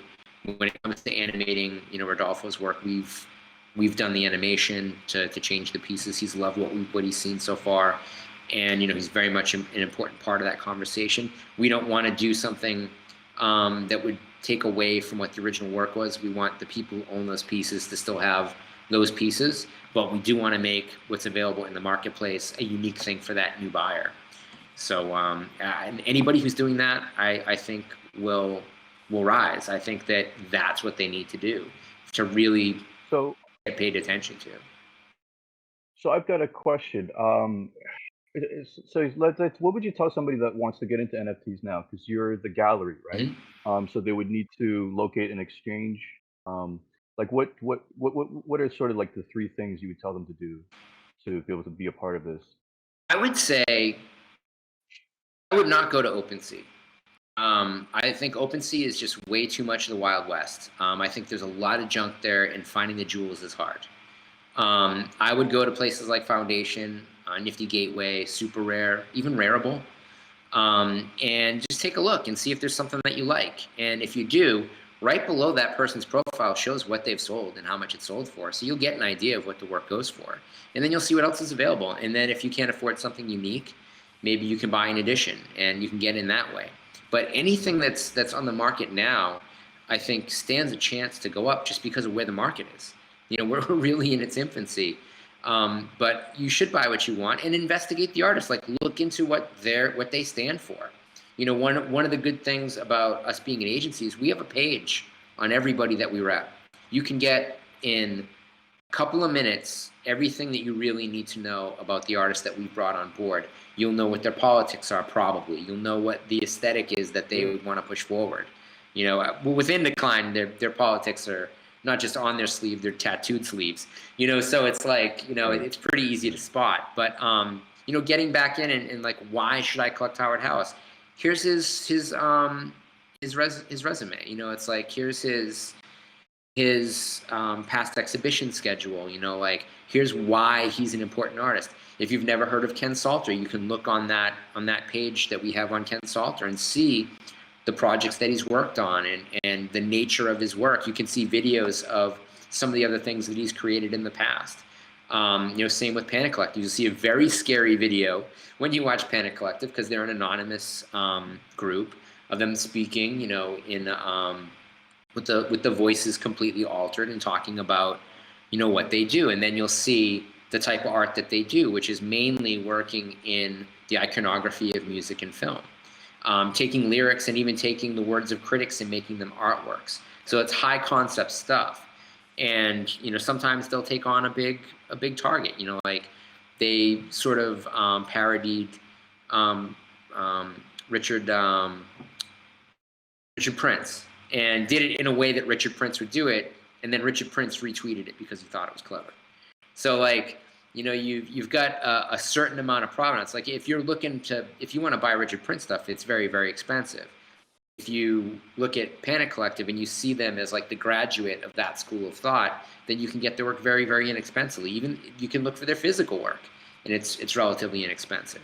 So when you see what Howard Hallis has accomplished just outside of the art world, he's somebody that you'd want to invest in because you want to give him possibility to continue making more work. And I think the investing in an emerging artist supplies any patron with a much better sense of what they're doing is good. So my question is this then, because I'm wondering if this is part of the barrier to getting into NFTs. It's like, I'm assuming you need to have a certain level of understanding for crypto. Like you have to have a wallet. ERC20 tokens. Yeah, you have to have a You have wallet. to have a wallet. You have to know the platforms a little bit. Yep. And be familiar with. So that's a little bit of a leap right now. But I think like I say, the thing that has held people back is there wasn't something that they could only get with crypto before, right? Like crypto wasn't a means to an end. It was the end for people who were investing in something, and they were investing in the crypto itself. But cryptocurrency isn't the end. It's a means to an end. It's just another way of buying things. So for years, for like the entire, we'll say 10-year history of cryptocurrency writ large, the reason for buying it was not because you could buy something. I mean, there was to an extent in, a black market sense, you can buy things anonymously, which is fine. But the real reason that you should be into it, if you weren't, is what can I only buy with crypto? Like if I can't get something because I'm not into crypto, then I better get into crypto if I want that thing. And I think that NFTs are the first thing to really supply that. And some of the first NFTs that I think have supplied that on a level that we maybe haven't paid attention to would be a band, like the Kings of Leon, who dropped an album as an NFT. I'm a huge Kings of Leon fan. So if I want that record, I got to get a wallet and I got to buy that album as an NFT. That's a big thing. If Beyonce's next record is NFT only, and if she says you got to use Cardano to buy it, Cardano's going to take a big spike. It's going to go up in value. And that's good for Cardano, and it's good for the people being aware that there's more than just Bitcoin and Ethereum and Doge. But then you're going to have to say, okay, well, now it's expensive to gas on Cardano. So what's the next thing? Like, the good news is that it keeps moving. And I don't think you ever lose the thing that came before. It's not like the next thing makes the last thing less valuable, which is basically every other kind of technology, right? Like, did a DVD player become worth more because a Blu-ray player came out? No, it became worth less. Did a UHD player, increase the value of a Blu-ray player? No, it decreased it. So, like, we're not talking about obsolete format. We're talking about graduating a sense of what we need, which is more markets, more currencies, more possibilities, not crippling a market by replacing it. And the problem that the people who really got into crypto had with regular currency and the centralization of currency was it's eminently manipulable. Look at the RMB over the last 20 years, the most manipulated currency in the world, except for maybe the Nigerian dollar, which is manipulated the opposite way. An old stack of about 100 trillion Nigerian dollars cost you about $100. But it's good to be able to fan through, a few $100 trillion. Worthless, but it's fun, I'm sure. And so I think as we really have to kind of look at what helped set this system up, and it was a dissatisfaction with a handful of people having a lock on the economic world. And what sucks is Yeah. it's going to take some of those people embracing the next currency for it to change, which means that they're going to have to undo a bit of the power that they already have in order to try and claim some power for not just themselves, but the rest of us moving forward. That may be altruistic. That I can admit may be a little altruistic, but I think they're going to have to as well, because as we saw with that GameStop thing, it doesn't take a whole bunch of people to completely throw the markets into disarray. But what pissed people off was when someone stepped in and said, "You can't do this." It's like, well, why can't we do this? Yeah. Who are you to say that we can't do this? You let those guys do this, for 100 years. Why? Because my name isn't JP Morgan, I can't do this? So that outrage is good outrage. Hopefully it leads to good things and not just, dissatisfied destruction of things. Well, I've got a scenario where game theory takes over, and what exactly what you just said will play out, and it's that China is this threat in terms of reserve currency, U.S.'s reserve status, right? And I see a scenario where the U.S. goes, well, either we lose reserve status, and we have this foreign dollar as what's being used, or we all jump on Bitcoin and we just all play even. So it's either we lose or we play even. And so I see that as a realistic possibility. So the price of electricity being what it is, China has an advantage if they hop back onto allowing cryptocurrency farming. But that may lead to an overall drop in the price of electricity as the U.S. realizes, I guess we really do need to go solar. Oh, I guess we really do need to embrace wind. I guess we really do need to, move away from this imported petroleum. Why are we importing petroleum from the Middle East? I mean, this is a whole other podcast, guys. I apologize. But I know exactly what you're going to say. We don't need it. We've got El Segundo, we've got Texas, we've got Alaska. Why are we importing any petroleum? It's stupid. It's the dumbest thing ever. And so why is the number 2 producer importing from the number 1 producer? Like, it's insanity, and it's mainly to block other countries from getting petroleum. I know it's not for any real economic benefit to the U.S. So how do you make petroleum less valuable so that it doesn't matter, so that you don't need to buy this petroleum to block someone else from getting it? You move the game, you change it. And so there may be something to that. I could see that playing out as a scenario. It's radical, but I think it could happen. I mean, certainly much more likely to happen than a constitutional amendment committee. But we'll see, and whether it does or it doesn't, if we're not invested, if I can live in the United States and not be invested in the US dollar, what do I care? Yep. Exactly right. Exactly right. Well, this has been a great conversation. You actually answered a lot of questions that I had about NFTs. Like the whole world kind of just opened up for me. Cool. Happy to be of assistance. And I'm like, in a way, I'm like, I don't consider myself in any way expert on this, but I think I do see it from layman's terms and also as a gallerist. And, that being pretty much who I am, I don't think I'm an extraordinary individual. I think I've, like anybody, a certain skill set. So if this is how I can understand it, if you really dig in and you really do the research, you stand to benefit greatly. Like, just like understanding a new language that's about to become, the global language, and in a way already is beneficial. If you can communicate with everybody, then you have an advantage over somebody who can only communicate with someone like themselves. So I think that's rule 1 of any kind of investment strategy is find an advantage, and knowledge is always an advantage. So research it, look into it. Like, you mentioned Cardano. That may be alien to a lot of people watching the show. And it's not that uncommon. I mean, it's a top 10 currency, but they'll look at that and then they'll look at other stuff. Read white papers. Sometimes they're hard to read. If they're unnecessarily hard to read, stay away. That's like the common sense comprehension principle. That if it sounds like bullshit, it's probably bullshit. That most things should be easy to explain. Sometimes you need to explain them by example. Like if you've never seen baseball, and I'm telling you about a baseball game, you're like, well, how come he goes to first? Because he has to go to first. It's like and then you see the game, you're like, oh, yeah, and then I get it. Like the logistics of the explanation make sense. And I think the problem has been that there's been a lot of unnecessarily complicated talk about cryptocurrency. Basically, what you need to know is that it's based on mathematics, not on some other arbitrary thing. That with a lot of passwords, you can purchase and own things, and because of that, is a little bit safer than your bank account is. And it's not tethered to any single economy, but it is as volatile as any other economy is. In explaining NFTs are artworks that are produced to exist specifically on a blockchain, which means there's a record of it forever. There's a cost associated with putting it there so that the record is there forever. And the prices are made volatile only by the cost of their minting and the appreciation by the marketplace. So those are pretty easy principles, I think, for most people to understand. And it doesn't get too tough or beyond that.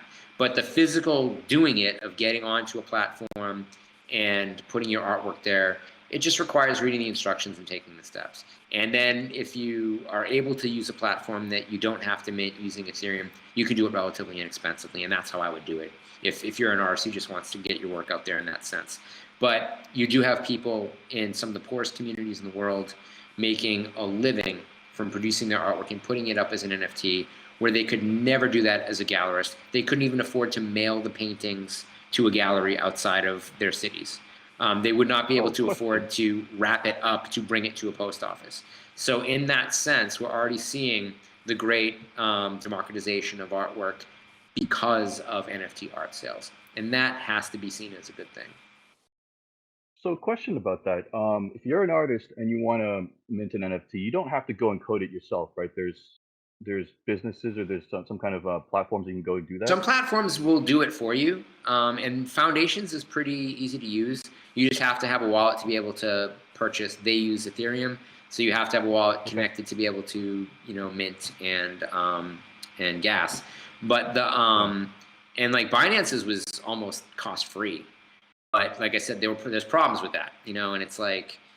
They're centralized. Yeah, it's centralized necessarily is efficient and cheap, but then there's things you give up for that. Yeah, and I mean, like you said, the cost will be coming down, but understand that you can look and see prices drop as you need to gas things, and so if you pay attention to what those prices are by opening up just another window, it'll tell you, it'll change. You can reload the page. Oh, it's $2,000 to gas right now. Oh, it's $1,100 to gas right now. Oh, it's $2,750. And it depends on the amount of volume on the chain at that point. So it's easy to pay attention to. Don't overpay for it unnecessarily. Don't expect to become a millionaire. Putting the same art that you make in the real world up online. Make it speak to the people who are going to buy it. Make it special. If you have any experience as an animator, most of the pieces that are selling for good money are made by people who work in the gaming industry because they can make incredibly good-looking pieces of work, and they can make motion, and they bring an aesthetic that is understood by most people who are already buying and selling cryptocurrency, most of whom are also gamers.